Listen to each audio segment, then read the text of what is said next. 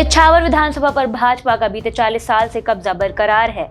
फिलहाल बीजेपी के करण सिंह वर्मा वहां से विधायक हैं, लेकिन बीजेपी के ही वरिष्ठ नेता और इछावर मंडी के पूर्व अध्यक्ष शंकरलाल पटेल दावेदारी कर रहे हैं। देखिए मृदुभाषी की यह रिपोर्ट। हमारे साथ है भाजपा के वरिष्ठ नेता और इछावर विधानसभा में लंबे समय से अपना दखल रखने वाले शंकरलाल जी पटेल।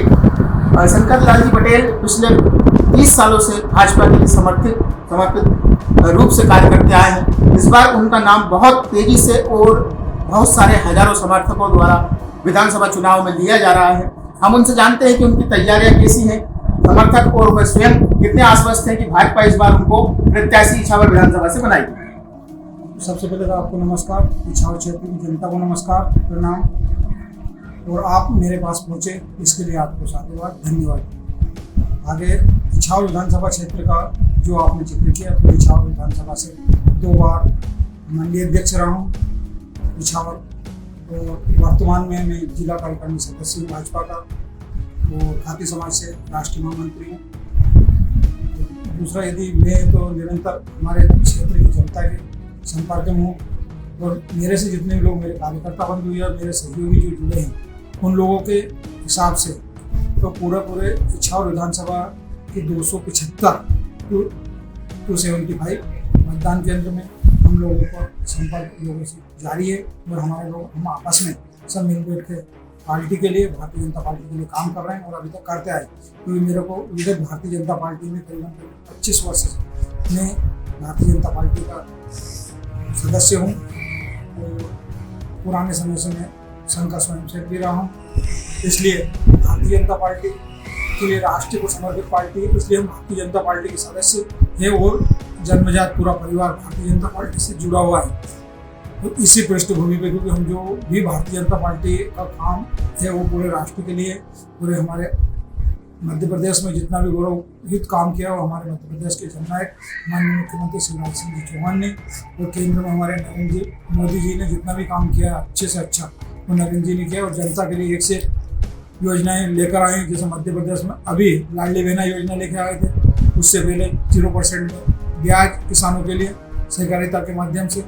दूसरी, बच्चियों को साइकिल निःशुल्क दे रहे थे, एक गांव से दूसरे गांव, यदि 2 किलोमीटर भी जाना हो तो बच्चों की शिक्षा के लिए। ऐसे बहुत सी योजनाएं ऐसी जो मध्य प्रदेश में की सरकार ने, माननीय हमारे मुख्यमंत्री शिवराज सिंह चौहान ने मध्य प्रदेश की जनता के और इछावर विधानसभा की जनता के लिए समर्पित की है। इसलिए भारतीय जनता पार्टी मध्य प्रदेश में निरंतर विकास और अपने विकास के कार्य की वजह से निरंतर जनता भारतीय जनता पार्टी को चाह रही है।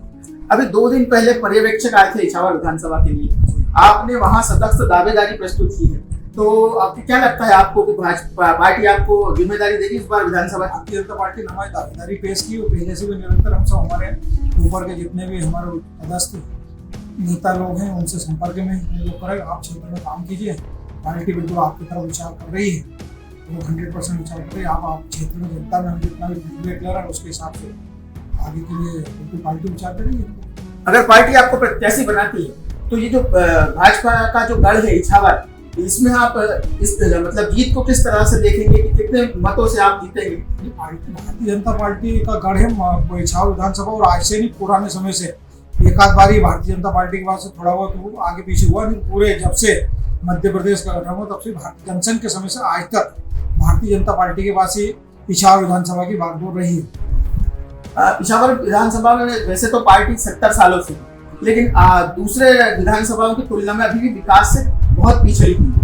गांव का या इछावर नगर का भी वो विकास नहीं हो पाया जो होना चाहिए। तो आपको लगता है कि आप अपने कार्यकाल में, या आपको अगर जनता चुनती है तो आप इछावर को लेकर क्या प्लानिंग रखते हैं? तो इछावर का विकास की बात है, तो विकास के लिए ना तो हमारे मध्य प्रदेश के नेतृत्व मुख्यमंत्री शिवराज सिंह जी चौहान ने किसी प्रकार की कमी नहीं रखी, परंतु आप और हम क्या करते हैं उस स्थिति में कुछ विकास में हो सकती दिक्कतें थी कि हमारा मध्य प्रदेश का नेतृत्व इछावर विधानसभा को देने के लिए हर तत्पर बैठा रहता था, परंतु हम क्या चाह रहे हैं कि इस क्षेत्र में विकास करना नहीं करना, यह हम लोगों की मानसिकता है। आप 2 बार मंडी अध्यक्ष रहे, और इछावर में केवल और केवल एक कमर्शियल अगर चीज देखी जाए तो वो केवल कृषि उपज मंडी है। आपके कार्यकाल के पहले मंडी की हालत भी बहुत खराब थी।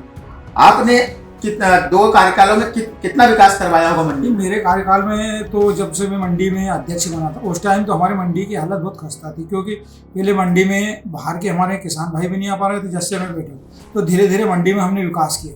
पहले टीन सेट भी नहीं थे तो पूरे टीन सेट का निर्माण भी करवाया, कंक्रीट रोड भी बनवाया, शुगर प्लांट कॉम्प्लेक्स भी बनवाया। दूसरा एक बड़ा सेटअप प्याज की, आलू की, इनकी मंडी भी चालू की है।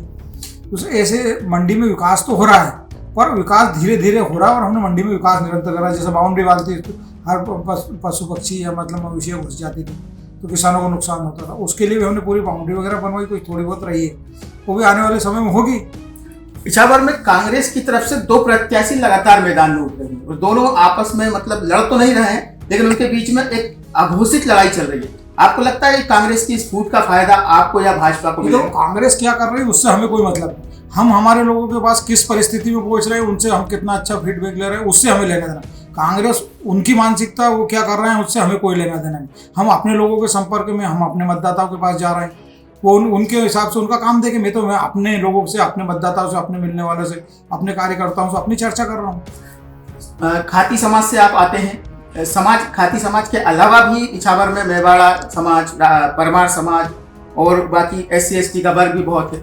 आपको इन सभी वर्गों का साथ है क्या? ये मेवाड़ा समाज का भी बिल्कुल मेरे को 100% साथ है, क्योंकि जिस ग्राम में मैं अमला में रहता हूँ वहाँ भी मेवाड़ा समाज की आबादी सबसे अधिक है। परंतु आज तक मेवाड़ा समाज ने कभी हमारे इस क्षेत्र में विधानसभा में जाति की राजनीति नहीं की, किसी वर्ग ने भी। हम सब लोग जो भी काम कर रहे हैं एक पार्टी के मतलब एक हिसाब से विधानसभा या मध्य प्रदेश में जो भी भारतीय जनता पार्टी के प्रति कार्यकर्ता के हिसाब से काम कर रहे हैं। कोई व्यक्तिगत कोई वो नहीं है, इसलिए कोई वो तो संबंध ही नहीं है।